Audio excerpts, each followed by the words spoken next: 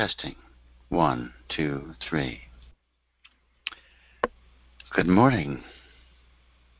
A very good morning to everyone. Today is April 23rd, 2020. This is the Loving the Coronavirus program, part of Healing the Heart of America at healingtheheartofamerica.org. And as I mentioned in my email to everyone, today's my birthday. So, happy birthday to me. And I take it as a great blessing. The tradition over in India is that for 6 weeks, 40 days really, before your birthday and 40 days after your birthday, all the invisible beings, the devas, the angels, the jinns, the elemental beings, the sages, all align for the supporting of your desires. And it comes to a peak on your birthday, which comes to the tradition of having a birthday wish. It continues for another 40 days afterwards. So that's why we honor our birthdays. And my birthday wish for everyone here today, because we're going to be exploring the inner dimension of the heart, my birthday wish for everyone today is that we all have a very clear experience of it. It's actually a very, I'll just say it, an advanced meditation. And, depending on who we are, where we are, and our nature, what we're inclined to experience or not experience, whether it shows up clearly or just a flavor of it. Either way, it's perfect. It's absolutely perfect, this exploration of this inner dimension of our hearts. And this inner dimension of the heart, you could call it the universal heart, the field of the universal heart, but this is more personalized.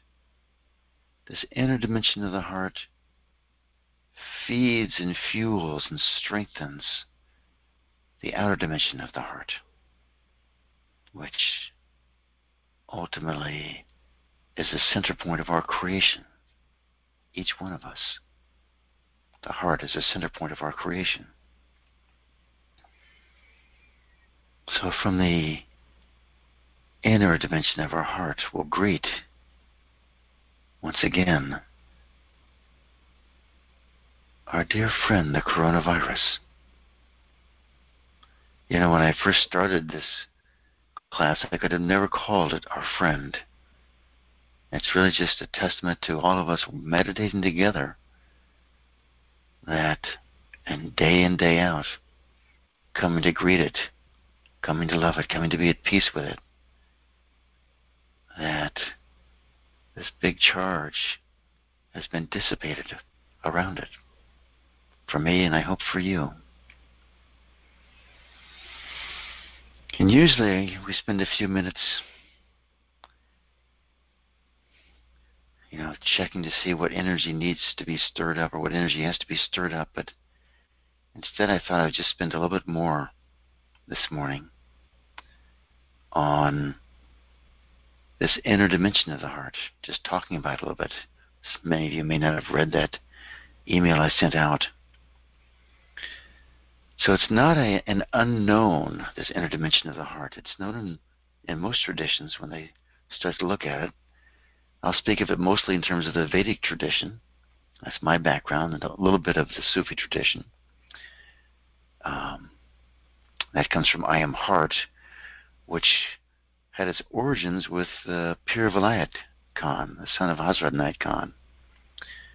But when Pir Vilayat Khan instructed Paran and Susanna Bear to start their own school of meditation, he told them, don't make it a Sufi school. He could see, and he told them this, Sufism and Islam in particular were going to be tainted in the future, and he didn't want them to have to deal with that baggage. So they really just created the School of the Heart, which is quite extraordinary. And this teaching of the inner dimension of the heart, for me, first started with them. And then as I was, because I'm always in touch with the Vedic tradition, I saw this passage, this chapter in a book by Ramana Maharshi, who I'd always taken to be this great master of Advaita. His technique, I always thought, was asking, who am I? Who am I? Who am I? It's a great question. You follow back. Who's having this thought? Who's having this feeling? And eventually it takes you into this deep silent field of peace. But in this chapter, he was writing about the heart and emphatically, clearly stating that enlightenment is never complete without the heart, that it has to have this value. And he spoke of a hidden chakra, a secret chakra, different from I think it's called the Anahata chakra in the Hindu system. He said slightly below and slightly to the right. He even gave the location of it. And I realized that really corresponded quite closely, not exactly, to my own experience of the inner dimension of the heart. For me, it's between the heart and the solar plexus. It's just where it opens up into this vast field. And of course, a passage from the Upanishads that I've been always familiar with for 30 years, because it just jumped out at me one day, from the Chandogya Upanishads, chapter 8, verse 1, where it says, "The little place within the heart is as great as this universe. The heavens and the earth are there. The sun, the moon, the stars, fire and lightning and wind are there. For the whole universe is there. And all that is and all that is not is there in this little place in the heart. And he is there also," or we could say, and she is there also, in this little place in the heart. So the invitation this morning is for us to move into this little place in the heart that is so vast as to hold the entire creation.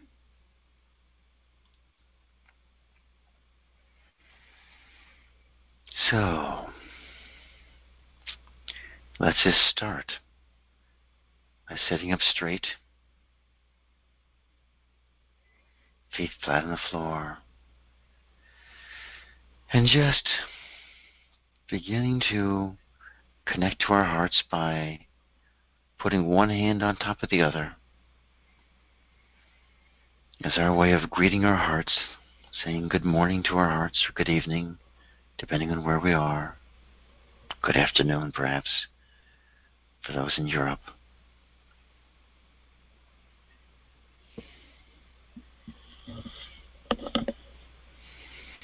And just sitting with it.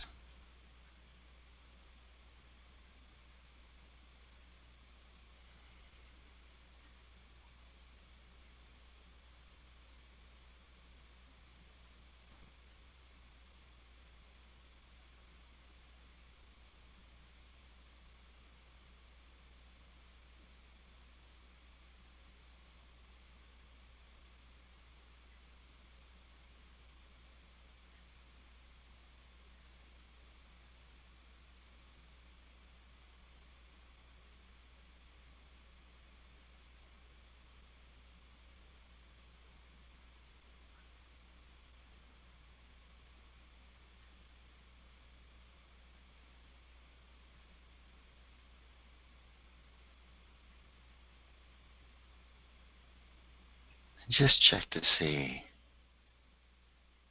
can you feel the beating within your heart? Can you feel your heartbeat? Your palms and your fingertips? Maybe just directly. But just notice how sitting with our hands over our heart, what it does for us, how it changes our state. Very simple practice, but very profound. It begins this process of this 16, 18-inch journey from our head into our heart. So let your hands down, and let's start this process of heart rhythm meditation.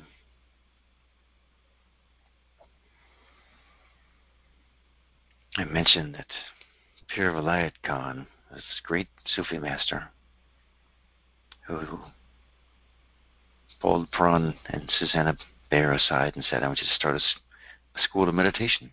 Just don't make it a Sufi school. It took him a few years to really grasp how to create that, because it has to be a whole new school. But one of the things that Pir Vilayat Khan told them was to create a school that would last for 700 years. That's quite a mission to be given, isn't it? Anyway, that's where they went and studied the great desert fathers and mothers and came out with this practice, revived it. So we start with sitting up straight. Posture really counts in energetic meditations. And just allow the head to align over the spine. Maybe feel pull above, holding their head erect. Usually people have to pull the chin back and tilt their head forward to get that beautiful alignment of their spine. And let's just begin by simply noticing our breath, allowing it to be just the way it is, perfect.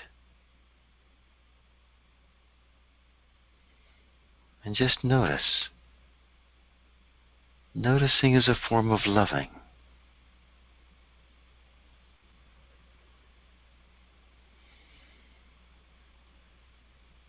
And by the way, I was reading the other day a doctor named Dr. Sears, sends out all this sort of new age medical stuff, but very good. He sells the supplements, of course. But he says there's great research out there that says the single greatest predictor of longevity is the health of our lungs.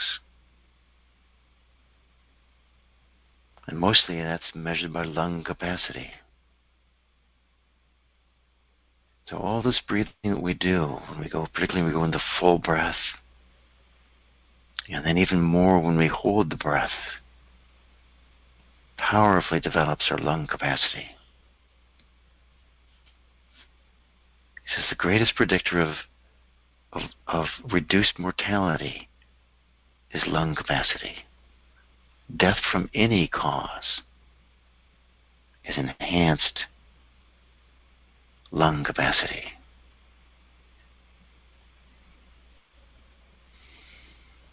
The greater the lung capacity, the less the death. Over a vast tens of thousands of people in these studies. So just notice the breath, how full, how easy, how long the inhale, how long the exhale.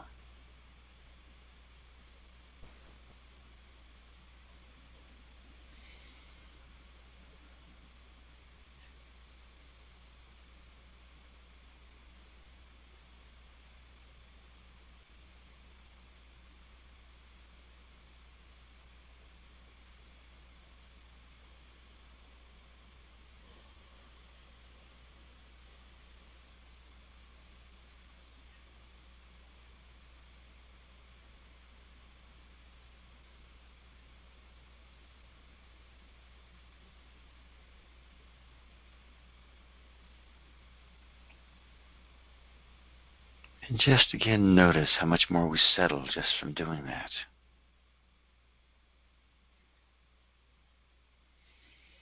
Now let's move into full exhale, full inhale. Full exhale means bring the abdominal muscles all the way back toward the spine.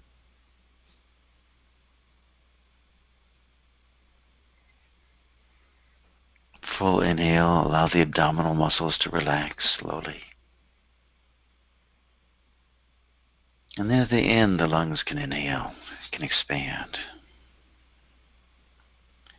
But mostly, abdominal breath. Full inhale, full exhale.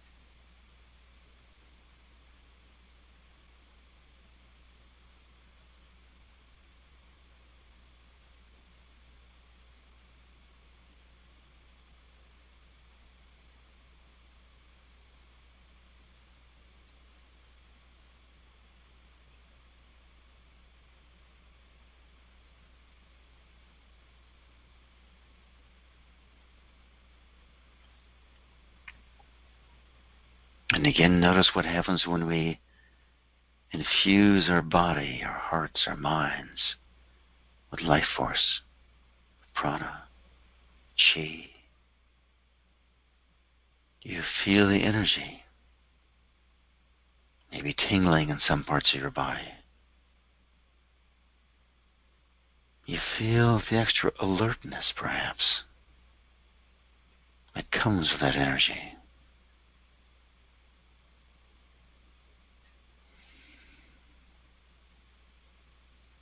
There's a saying among the Sufis that consciousness rides on energy. I'm quite certain it goes both ways, but as we flush our system with energy, with life force, we become more awake, more aware. And now let's begin the part of this heart rhythm meditation where we connect the rhythm of our heartbeat to the rhythm of our breathing. It means inhale to the count of 8 heartbeats, exhale to the count of 8 heartbeats. As you're coming in new, it's okay to feel your pulse if you can't feel your heartbeat yet. It'll come. Feel the pulse or hold your breath a little bit or simply count. It's okay. It's okay. Works perfectly well.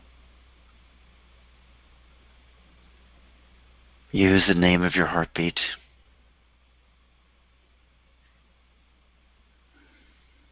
In your own pace, your own rhythm. Could be 6 heartbeats, 10, 12.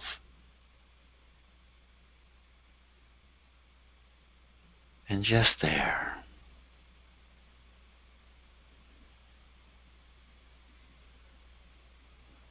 We're connecting to the very rhythm of life, the very rhythm of nature.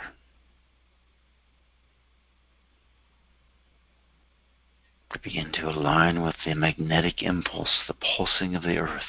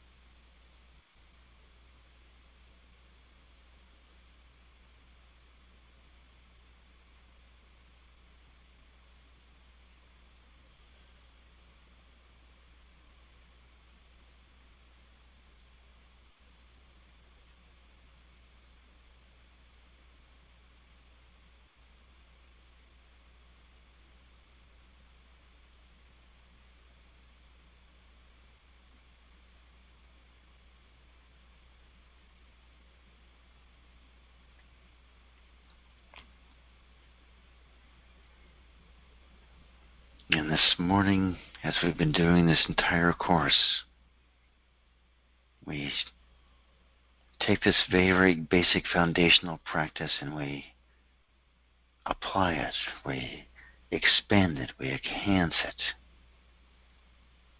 And this morning we're going to go into the depths, the inner dimension of our heart. But what I want to do to prepare for that is to go into the square breath for a few minutes. And if you remember the square breath, we're going to inhale to the count of 6, 8, 10, whatever's comfortable for you. And then hold the breath for twice that long. Inhale for 8, hold for 16, then exhale for 8. Full heartbeats, full breath, full inhale, full exhale. I'm going to count. We'll do a 6, 12, 6 count to start, and then let you go to your own rhythm. So inhale, 2, 3, 4, 5, 6. Hold, 2, 3, 4, 5, 6, 7, 8, 9, 10, 11, 12. Exhale, 2, 3, 4, 5, 6. And just continue at your own rhythm for a few minutes.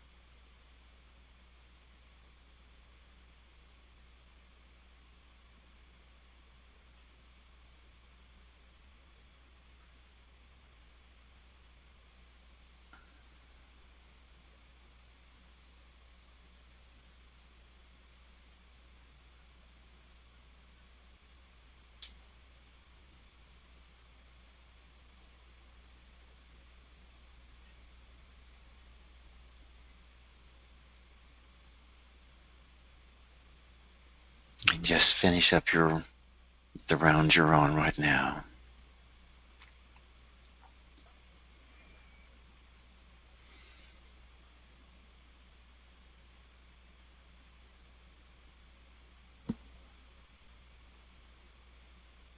And again, notice your experience.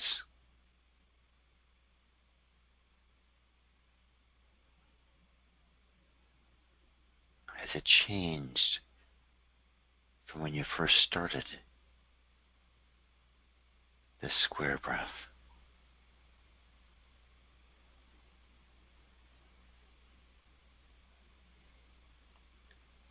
Eventually with this breath, but only as it's comfortable. You don't want to force anything.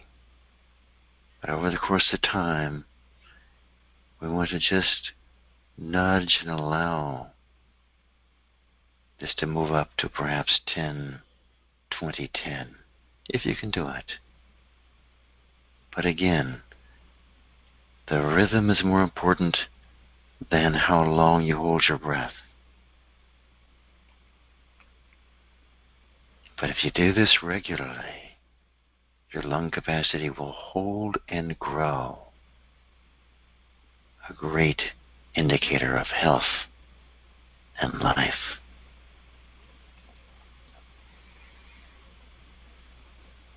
So now let's begin this process of breathing into our heart, filling up our heart. As we pull energy into our heart with the inhale, we fill up our hearts, still keeping to the heartbeat, the rhythmic breath of the heartbeat. On the inhale, we fill up our lungs through our nose, but we fill up our heart with the energy that rides on the breath.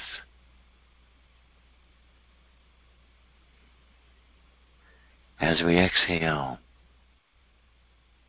let that energy expand out and press out the boundaries of our energetic body. Press out the boundaries of our heart. And maybe just experience it a few inches in the beginning. It's okay. Maybe you don't feel it at all. That's okay too. Just play with this. We inhale to the count of 8 heartbeats. And the exhale, expand that energy out. Paradoxically, to find this inner dimension of the heart, we're going to expand the heart out to the far reaches of the universe. And from there, as we are attuned to the totality of life,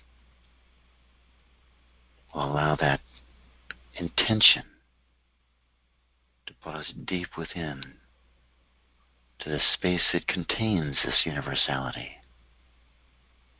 So, inhale, I'll say 8 heartbeats. Fill the heart up with energy. Then exhale, expand out the cocoon of energy surrounding you. It's almost like it's a new skin. You'll start to feel that. And just check, is it okay if our energetic bodies fill the room that we're in? Inhale, fill up with energy, press out again, allow it to go out. The truth is, your energetic body is already infinite, reaching to the far corners of the universe. This is just a way of learning to know it, see it, experience it, claim it. Inhale, count of 8 heartbeats. exhale. Could you allow your energetic field to expand to fill the city you're in, the state you're in?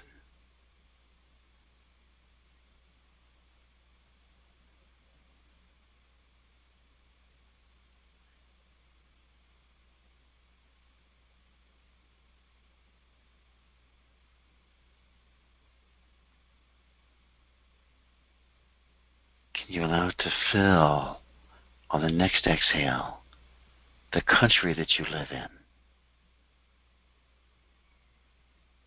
We all have a deep connection with our countries. We're very connected. This is just claiming that connection. Inhale to the count of 8 heartbeats. Exhale and allow the energy to expand to encompass the entire planet, our home. We have an even deeper connection to the planet that we walk on, move and breathe on. Could we greet the vast intelligence of this planet? The being. There's an intelligence to everything. There's an intelligence to our planet, the being in charge of this planet. Could we just acknowledge and honor the great service of this being that holds the energetic field of the earth? Thank it for its great service. And inhale, count of 8 heartbeats. Exhale, could we expand out to the solar system, to the planets, to the sun, the moon? Could we allow these vast luminous orbs of light to be within our sphere of influence, our energetic sphere?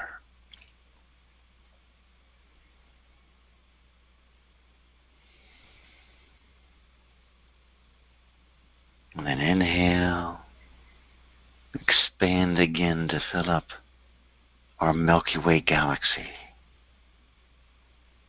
This sort of saucer-shaped galaxy that our own solar system is a small player of the millions and billions of solar systems, suns inside of this galaxy. And could we expand out to fill all the galaxies of creation, all the universes, and just keep on inhaling and exhaling. Could you allow your breath, exhale, and just, it's very thin out there at these far edges, but the breath just expands out and then comes back into our heart.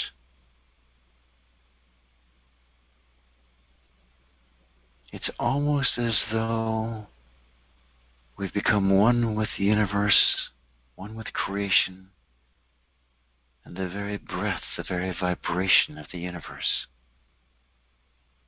is breathing us. Just explore this vastness for a moment. We inhale, we exhale. It's like the whole universe inhaling and exhaling with us.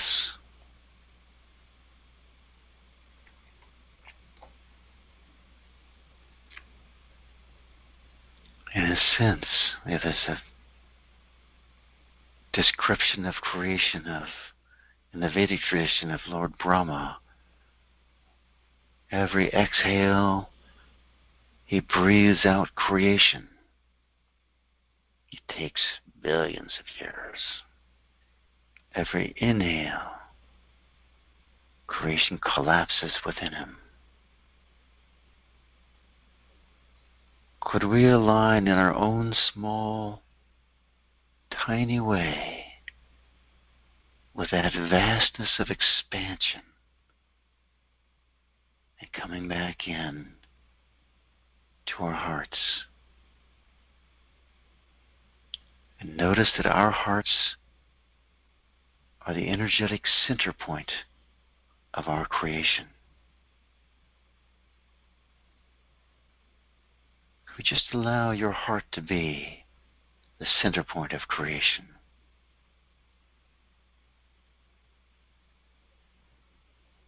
And notice that it's true for everyone.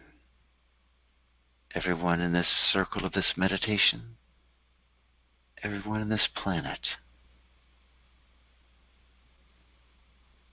We are all sparks of this infinite expanse of intelligence and energy. And when we see ourselves as the center point of our own creation, interacting and co-creating with all the other center points, all the other hearts,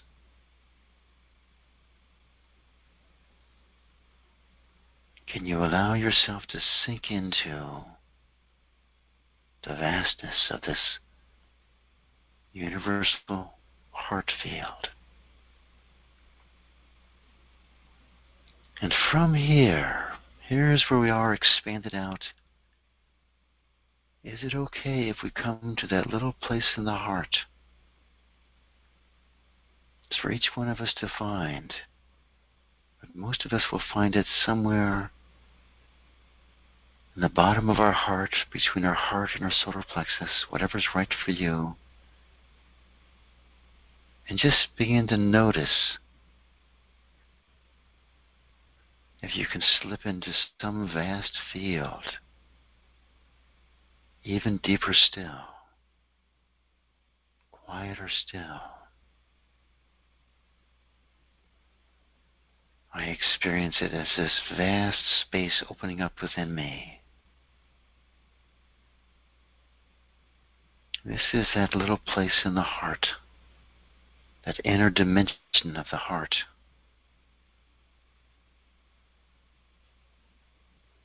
It's okay. In fact, it's wonderful if this outer realm of infinite expansion is there coexisting with it.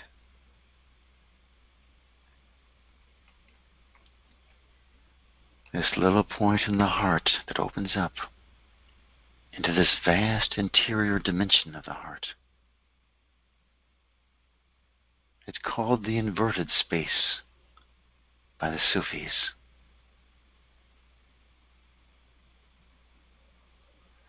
Notice, fully silent, fully energized.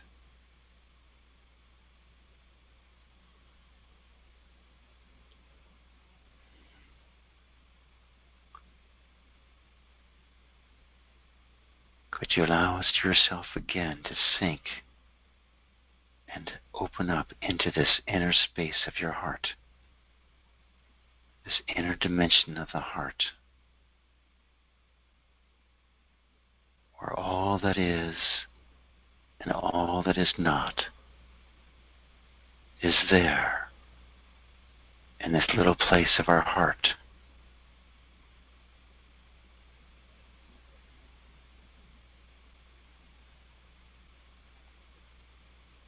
And just notice, what is the texture of your experience? Whether it's a full-on, clear experience of this inner dimension or just a sense of flavor, what's the texture of your energy field? What's the texture of your awareness?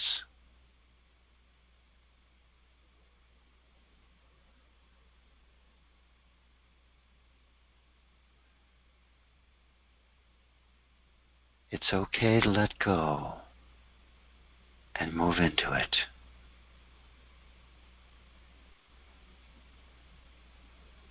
It's safe to let go.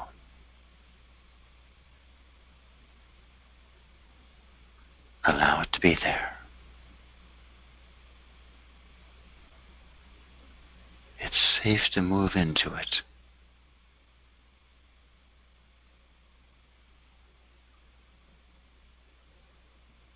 We can always come out.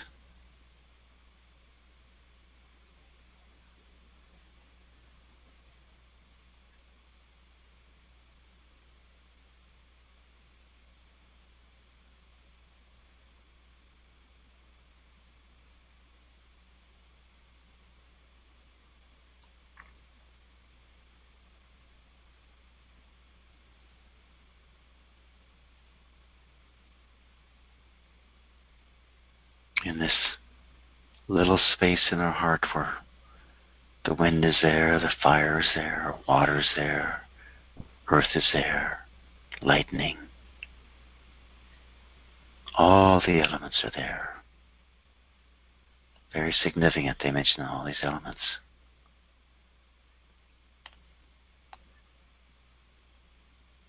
Could we allow this coronavirus to be there?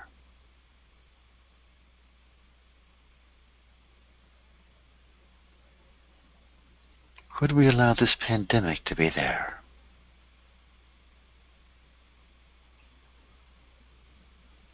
Could we allow this apparent economic chaos that seems to be upon us to be there?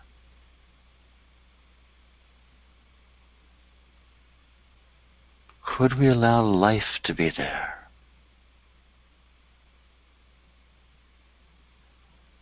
Could we allow death to be there? Could we allow the fear of dying to be there? All fear, all grief, all apathy, all anger, lust, pride. Could we allow courage to be there? Acceptance, peace, compassion, love, harmony, beauty, all that is and all that is not. In this vast little place of the heart,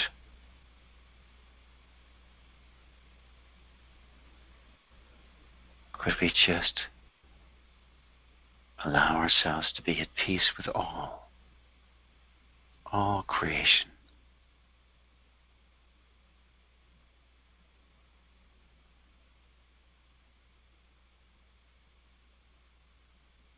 Peace. Peace.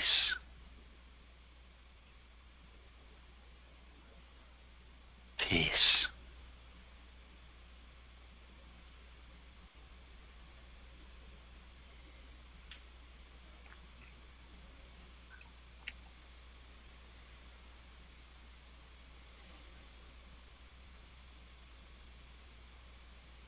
And if you've lost your heartbeat in that, I certainly did, come back to your heartbeat.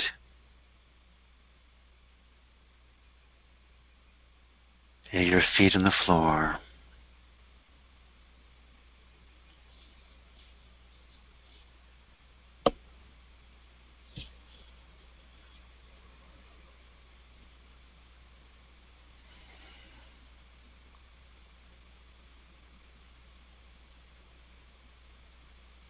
And allow yourself to sit fully with our heartbeats, fully present in our bodies. And again, notice our experience. Fully present in our rooms.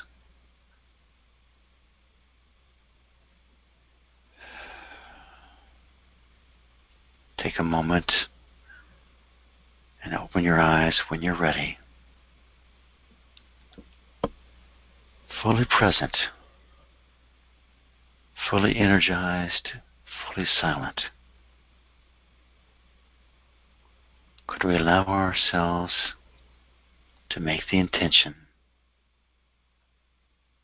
that we live in this state 24/7,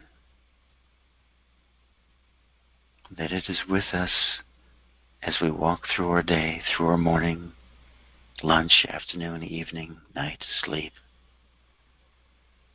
Whoever we meet, whatever we meet,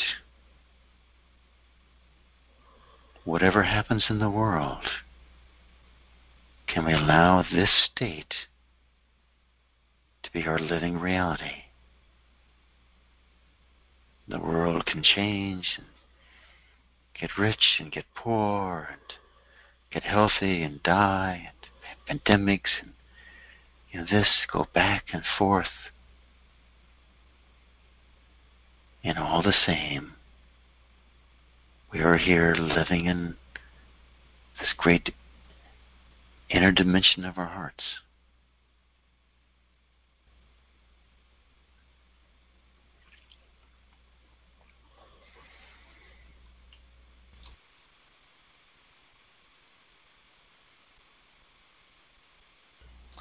While people come out, I've opened up the queue if you want to hit *6 to get in the Q&A session. But let's just talk about transcending for a minute. We do have someone. So I guess we'll talk about transcending later. Okay, area code 641. Good morning. Happy birthday, Stephen. It's Jessica. Oh, Jessica, happy birthday. Thank you. Thank you so much. Yeah. You're welcome. It's wonderful to be with you, and the meditation was amazing. My daughter Mira is here with me. If you would work with her, that would be wonderful. Of course. Hello, Mira. Hello. Hi, how are you doing? Doing good. Good. So, is anything coming up for you, or you just want to share a gain, or what's going on? Well, I've had ups and downs in the past 3 days. I had a couple of gains in sleep, which is tremendous because I've been having many sleep problems lately. So that's great. But Nice. I've had some downs as well. I feel like sometimes I'm not in control of me, like instead my mind is. Yes. And I'm just a puppet. Yes. I've had one of those sorts of moments in 2nd grade, and I thought that I learned my lesson, but I only learned the physical lesson, not the mental lesson. So can we work on that? Yes, please. Yeah. Do you notice that you have some resentment towards your mind when it takes over? Yes. Yeah, you don't like it, do you? No, not at all. Does that make it change its behavior? Well, sometimes it does, sometimes it doesn't, but Okay, not good. all the time. Not all the time. So would it be okay with you if we tried something else that might work all the time? Yes, that would be great. Good. Okay. So could you let go of this resenting, not liking your mind for a minute? Could you just let that go? Yes.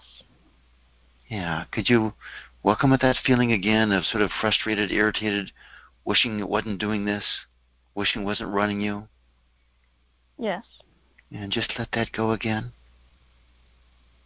Mhm. Yeah. Yes, Could you let go? could you let go of disapproving of your mind? I'll try, and I'll just say yes. Well, let me rephrase that then. Would you rather disapprove of your mind, or would you rather give it some love and approval? Yes. Which would feel better for you? I'd rather give it some love and approval. Yes. Love and approval would be better. Yeah, so the way we start with that, though, is we start by letting go of the disapproval that's there. So we sort of want to clear out the slate before we move into the other side. Is that all right? Mm-hmm. Yeah, so could you let go of disapproving of your mind some more? Yes. And more. Yes. And more. Yes. And could you give your mind some love and approval? Yeah. Yeah. You can. I mean, let's just look here. Your mind does a lot of great things for you, doesn't it? Does. Yeah, it solves a lot of problems. It, tells you how to respond. It lets you do all this stuff automatically, so you don't even have to think about it. Your mind does it for you, right? Mhm. Yeah. It does. And imagine living a life where you just absolutely adored your mind. That would be awesome. That'd be awesome, wouldn't it? Yeah. And how do you think your mind would respond by being adored rather than by being resented?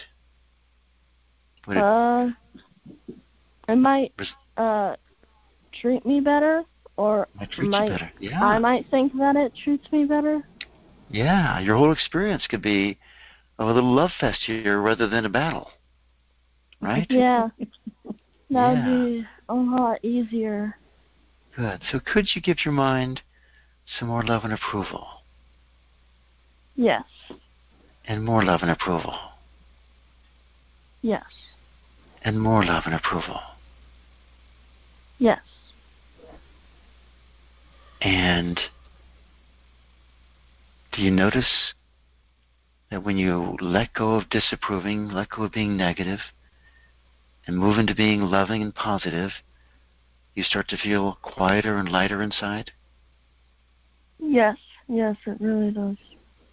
It really does, doesn't it? Mm-hmm. So would it be okay with you if you lived in this lighter, quieter time all the time, 24/7? That would be much better for my mental being, so definitely yes. Definitely yes. And is it okay with you if your mind ever reverts back to its old habits?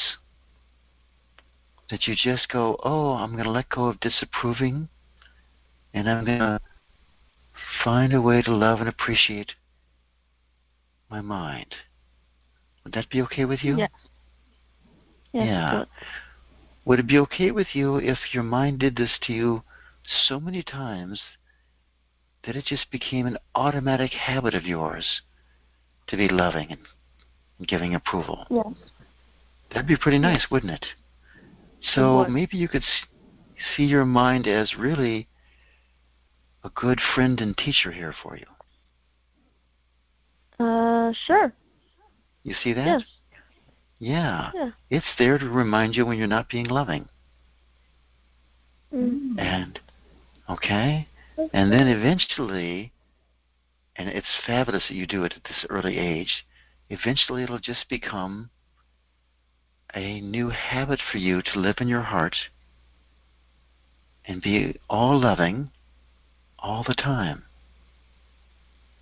Would that be okay with you? That would be awesome. Yes, yeah. Yes, it would. So that's worth spending, if it takes a couple of weeks or a couple of months or a couple of years, that's worth doing, isn't it? Yeah. Yeah. It would. And let me ask you a question. You go to school for a year and you learn some mathematics and some English, some history, and all these other topics. It's all very good. Yeah. So compared to that, how would learning, how important would it be to learn and master the skill, this ability of being loving all the time be? Which is more valuable? I think being loving, because then it just makes learning more clear and easier and more of like a fun thing, I think. You are very smart. You have a very good mind there. Thank you. So Thank that's you very much. and what you'll discover is that over the course of your life, this emotional intelligence you're developing here, this quality of living in your heart, is going to be far more valuable than anything you learn in school. Not to diminish school, but that's just, it'll carry you through your career, it'll carry you through your family. So I think you've got it here, young lady. Yay. Okay? I think that I do as well. Thank you. All right. Thank you very much. Really appreciate your stepping up. I really appreciate you because I've been dealing with this for too long. Now, that little bit of too long, could you love that little bit of feeling of too long? Yes, because it's more learning experience. Yes. Yeah, that's it right there. Mm-hmm. All right. Tell me your name again, please. Mira Malloy, and I'm 12 years old. Mira Malloy. You're a genius, Mira. Mira Malloy? Yes. All right. Thank you so much. Yep, thank you. Thank you, Stephen. Have a wonderful All right. day. We appreciate Thanks, Jessica. you. Appreciate that. Okay, I'm hoping Tara can come back on. Ah, here she is. Oh, my goodness, there's silence. Hi, Stephen. Oh, no. As soon as you speak, that's there. Happy birthday to you.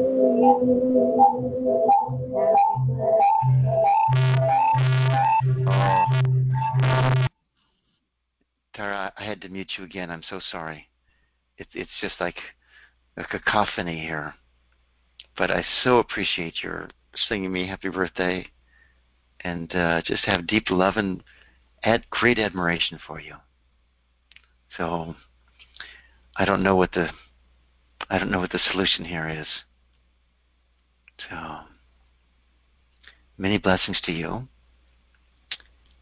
I don't know, we can try again later. I've got someone else in the queue. Area code 319-594. Good morning. Hi, Steve. Hi. Who's this? Hi, it's Carrie. Hey, Carrie. How you doing? Carrie Bell. Oops, sorry. Shouldn't say that. Yep. That's all right. I actually have a point for Tara. The feedback that she's having is, one example is she's on a cell phone and she's on speaker.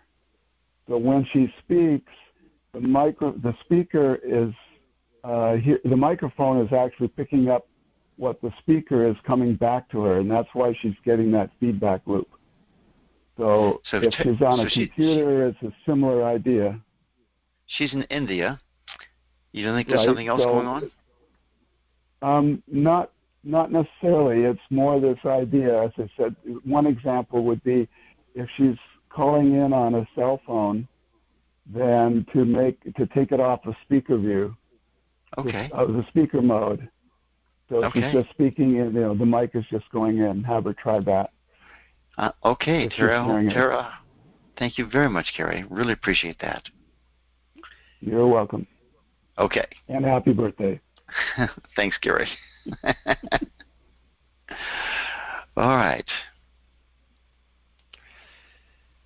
I imagine, Tara, you might have already tried that. I know in the past you've gotten through and it's been very clear, but let's try this here again. Tara? Yes, please. What could I do? Yeah, no. I muted you again, Tara. I'm so sorry.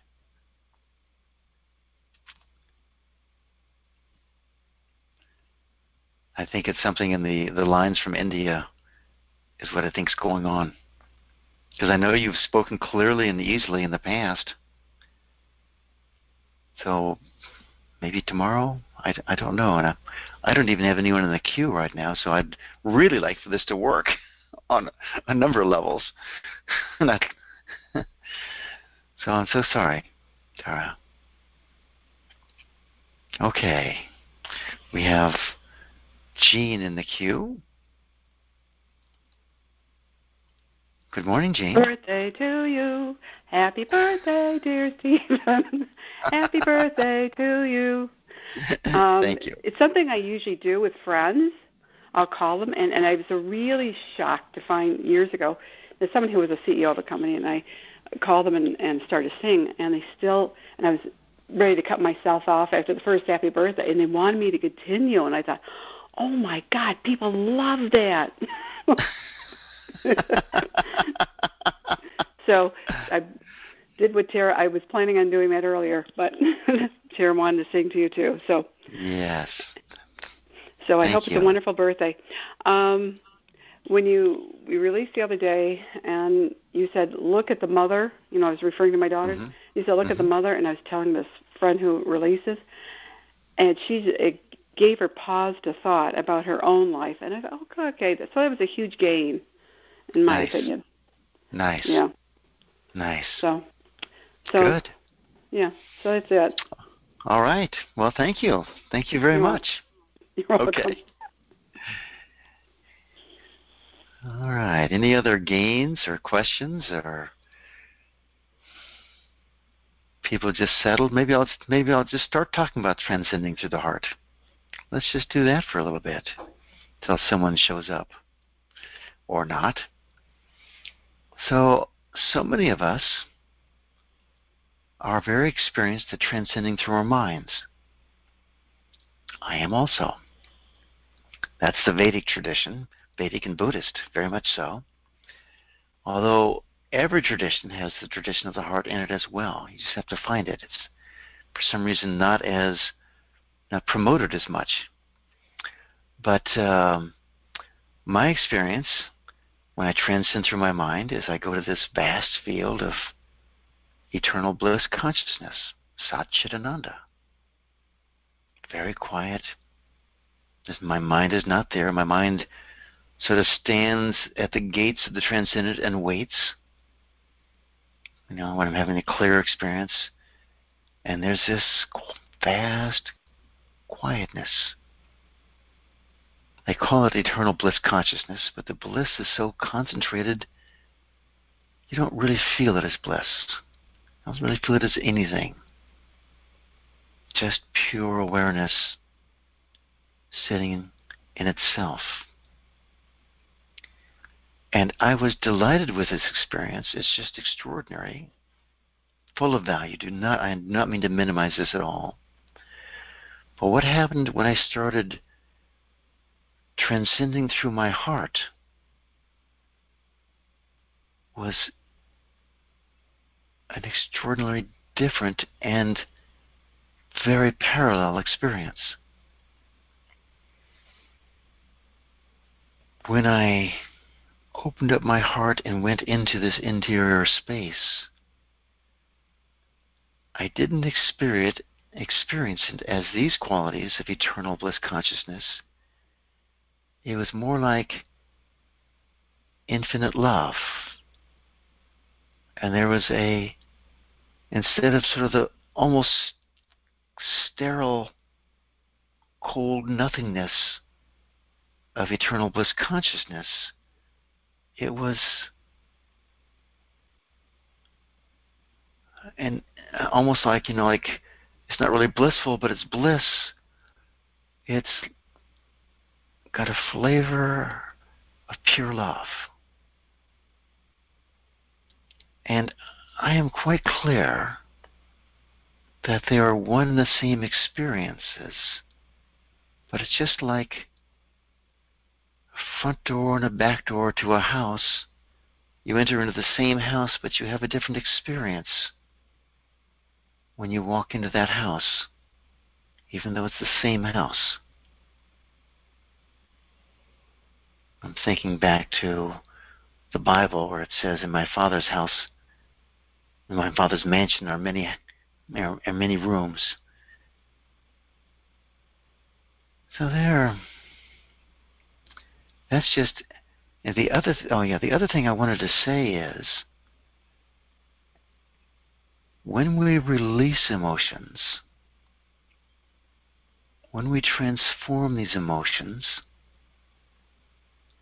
the way we're doing it, we are actually transcending to one degree or another. We're finding this energy within us, and as we let it go, we settle in deeper and deeper and deeper. As we dive into the pools of feeling and find the silence or the love or the light behind it, all of that is another way of transcending. I think the Buddhists have a list of 50 ways of evolving spiritually and, and transcending. There's all these different ways. So I just wanted to throw that out as a context for what we do here. And it may open everyone up to experiencing these infinite realms differently. That's my wish for you. Okay. That little bit is gone. Done. So hit *6 if there's any question, comment, gain that you'd like to share.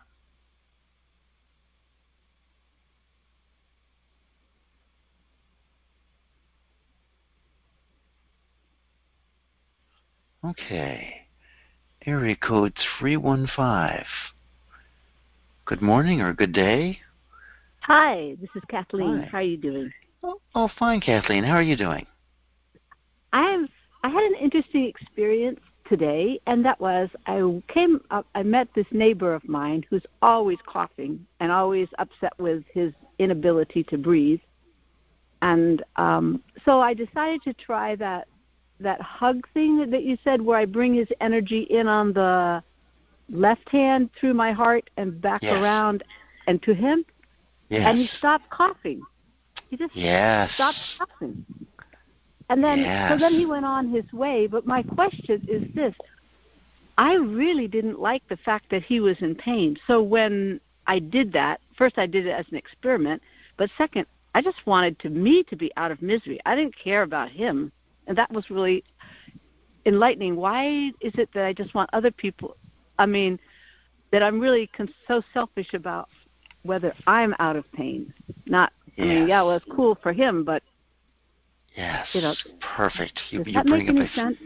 Yes, you bring up a fabulous area for us to explore, if that's okay with you.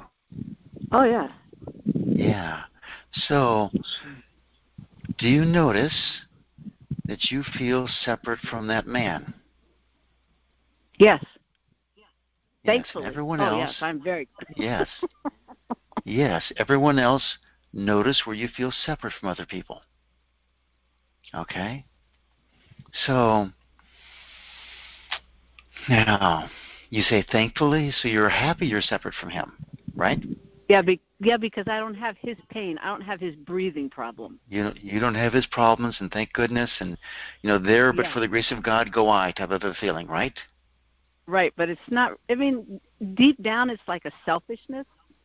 Yes. So that's selfishness. Do you like that selfishness? No. No.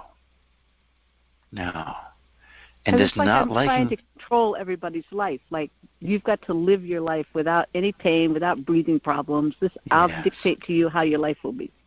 Good. Let's just go straight to control there then. Okay. Would it be okay with you if you welcome up this feeling of wanting to control everyone's life, and everyone else find that also? Would it be okay if you welcome that wanting to control, that urge, that feeling, and could you just be with that feeling? Mm-hmm. honor it. Yeah. Recognize that this has been, for me, up to now, a way of interacting with the world that has worked to one degree or another. Oh, very true. Yes. It is, isn't it? Looking at it like that, it's not been very successful. It's really been like a wall. Gotcha. Good. So could you just be with this wall? Yeah. And just let go of your distaste for it, your disliking it. Mhm. Because that's just building it, isn't it? Yes. Yeah, all the negativity builds it. Could you let go of that distaste and disliking of it some more? Yes. And more. Yes. And more. Yes. And imagine, let's squeeze a lemon here. Imagine for the rest of your life, you're just known as Selfish Kathleen. No, that's not my brand. So there you are, finding that no business. Can you feel that no business and just let it go? Let go of all that resistance to it. Yes. Yeah. Oh, because it's so fake. When I said no, but it's like I see, oh, that was all fake. I mean, Yeah, that's right. That's just enough word, just fake. It's just fake. It's just a layer there, right? Could you just let all that go?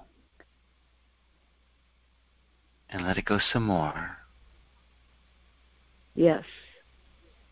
And would it be okay with you, again, if you lived your life and everyone thought you were selfish? Better, but it's not a yes yet. Okay, can you see that you're looking for approval there? Oh, yeah. Yeah. Could you let go of wanting approval? Yes. All these people, it's a lot of work to get approval from them, isn't it? Yes. You got to look like you're not selfish, don't you? Right. Yeah, and that's work. Right? Yeah. Could you let that wanting approval go? Yes. Yes. And let it go some more? Yes. And would it be okay with you if you recognize or if you see that there's a part of you that is selfish right now? Yes. Yeah. It's there. We all have it. Mm-hmm. And could you be at peace with that? Yes. Yeah. That there may be, some wisdom in everyone functioning out of their own best interest at a certain stage in their life. Mm-hmm. Could you allow that? Yeah. That's yes. So could you allow yourself to be selfish and still love yourself? Yes. Yes. And could you love yourself some more? Yes. And more? Yes. And more? Yes. Good. And would it be okay with you, let's go to the other side of that, if you were never, ever, ever selfish? Would that be okay with you? Ooh. Yuck. Yuck. Nice. But wonderful. That's what I've been faking for years. Yes. That, So, is it okay with you if you're never, ever, ever looking out for yourself? And we'll welcome up the resistance to that. Oh, there's lots of resistance to that. Yes. It's a scary place, isn't it? Yeah, you got underneath my fake. Yes, underneath your fake. That's right. That's right. Okay. So can you again go there, let go of all that resistance? Yes. And people tend to go to not being safe if they're not selfish. But what comes up for you? Is it not wanting to be safe, wanting to be in control, or wanting to have love and approval? Wanting to be safe. Wanting to be safe, yeah, it's pretty common. And this guy keeps getting closer and closer to me. This is not getting safe.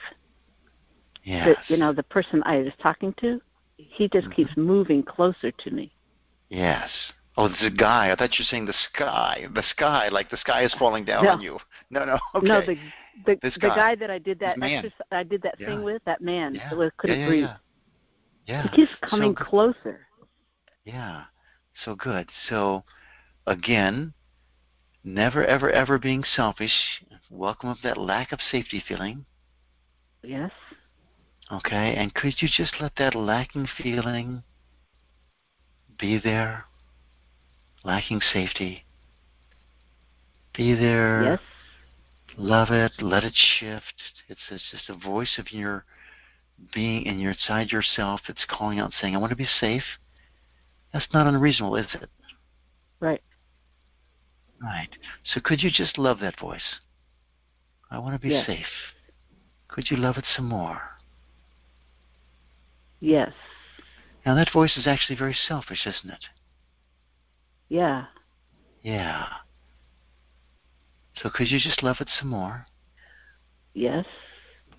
And could you allow that lacking safety feeling to just dissolve? Yes. And let it dissolve some more. Yes. And dissolve some more. Yes. And more. Yes. And when you let that go, do you feel less safe or more safe? More safe. Good. Would it be okay with you if you were never, ever, ever selfish and you were entirely safe the whole time? Yes. That's okay, isn't it? Mm-hmm. Okay. So is it okay with you if you were never, ever, ever selfish again? Yes. Yeah. And could you allow that some more? Yes. And more? Yes. So at this point, it's okay to be selfish. It's okay to not be selfish, right? Right. Would it be okay with you if you sat here in the middle of this unselfish, selfish spectrum and just existed in peacefulness, and from this peaceful place chose to be selfish or not as the occasion demanded? Yeah. Yeah. That'd be okay, wouldn't it? That would be okay. Okay. Okay to watch out for yourself, or okay to not watch out for yourself? Freedom either way, right? Yeah. Good. Freedom either way. Now awesome. this is awesome, but let's take this a little further, okay? This would be a good place to stop, but let's go a little further here. So right now, and it's like I say, everyone has this part of themselves watching out for themselves, being selfish. So would it be okay for you to move into a completely new state of being where selfishness and non-selfishness really don't even show up on that playing field? Yeah. That's okay, isn't it? Yeah. Would it be okay for you to move so deeply into your heart that you experience everyone else, including this man, as a part of yourself? Yes. Could you let go of any resistance you have to being one with all of creation? Yes. Yes.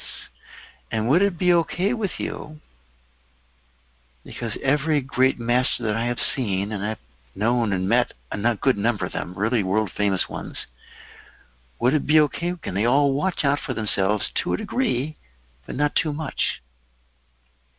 Would it be okay with you if experiencing everyone as part of yourself and everything as part of yourself, you allowed wisdom and common sense to guide your life? Yes. Yes, and so that's beautiful. Yeah. So we can be one, and yet on the surface we can say, well, I'm not going to go pick up a scorpion, right? Right. Now, let me ask you this. Are you being selfish if you don't go pick up a scorpion? No. No, not at all. Mm-mm. Are you being selfish if you don't step into this man's coughing fit? Yes. Aha. What am I doing? I just automatically answered that. I didn't. Aha. What was the question? So here's the question again. So are you being selfish if you walk into this man's coughing fit? Am I being excuse me. I'm sorry. I phrased that all wrong. Are you being selfish if you avoid this man coughing on you? No, not now. No. Not now, no. Yeah, not now. So it's okay with you. It's okay with you to live in a state of oneness, connected to all of creation, and still live with your common sense. Yeah. Yeah. And actually... And you know what he did? Go ahead. Yes? He came right up to me and wanted to come in, and then he came in, was part of me, and then once we started this thing of what we're doing right now, he went back. He was his own distance and had no desire to. It's like he respected who I was. Yes. That's amazing. What if these people have always been respecting me, but I'm the one who's been in their face? Yes. Wow, that's a good find, isn't it? Controlling the whole thing. That is amazing. Yeah. So what would happen if you let go of controlling the world? I'd lose my job in life. Yes. So but would, I don't would need it be it. okay what with am I doing? Yeah, would it be okay with you if you chose a job of loving everyone instead of controlling everyone? Yes. That's okay, isn't it? So much less work. So much less work. And I'll ask everyone on the phone, would it be okay with you if you let go of wanting to control the world and moved into a new job of loving the world? Wow. Yeah. Yeah. So. Or you can still do that. You can still do that, like that emotional hug and everywhere, and help them and everything. But you don't have to. I don't have to control what he does. I can just observe that. Oh, he stopped coughing. I helped him out. Yes. Perfect. And part of loving everyone is giving them the freedom to evolve in their own way. Mm-hmm. So this gentleman seems to be evolving through his coughing. Yeah, because he's been doing that ever since I've known him. Yeah, could you give him that freedom? Yes. Yes. Could you give him that freedom some more? It's a choice I'm making, right? Yes. It's a choice I'm making to allow him to evolve. Right. I mean, the other choice is, would you rather control him or would you rather give him that freedom? If I control him, that means he gets to control me. I think I'll go with, I'll give him the freedom. Give him the freedom, yeah. So much easier, isn't it? It is so much easier. I can't believe how much work I've been doing. See, this is what happens when we clear out these old energy patterns. All that energy that you've been using to control the world, you can now put into your career, your relationships, your spiritual growth. Yeah, this is funny, but I have put my career on hold because I said it's just way too much work. And then I just suddenly realized that's because I've been working in the wrong, all that control is work. And now I feel like I can do my career and it's not going to be all that. I don't know if I'm explaining that very well, but anyway, it's a big breakthrough for me. That's why there's so much more energy. Yeah. Kathleen, you've done us all a great favor. Oh, thank you very much. Okay. Thanks so much, and thank you all for joining us today. I think we'll call this the end of the meeting unless someone slickly hits *6, but it's time to end the meeting anyway. So I'm going to...